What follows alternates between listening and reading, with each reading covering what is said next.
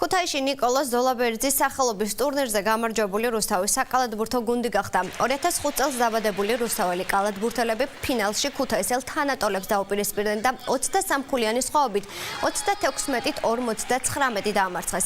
ჩემპიონატის საუკეთესო მოთამაშედ რუსთაველი საბა ბეროშვილი, ხოლო გუნდის საუკეთესო მოთამაშედ გიორგი ბერუაშვილი დასახელდა. აღსანიშნავია, რომ ნიკოლოზ ზოლაბერძის სახელობის ტურნირი პირველად გაიმართა და ის ტრადიციულ სახეს მიიღებს. ბავშვებისათვის დაამტკიცეს ბავშვებმა, რომ რაღაც შეუძლიათ აქვს იმის ბრძოლის ჟინი, რომ აი ბრძოლა გამარჯვებისათვის. გაგვიჭირდა ერთი წლით უპროცესს ვეთამაშეთ, მაგათთან დავთმეთ ერთი თამაში, მაგრამ საბოლოოდ ფინალში გავედით ჩვენ და ქუთაისის პირველი გუნდი და დაძაბული ბრძოლა იყო. პირველი პერიოდი წავაგეთ 13 ქულით.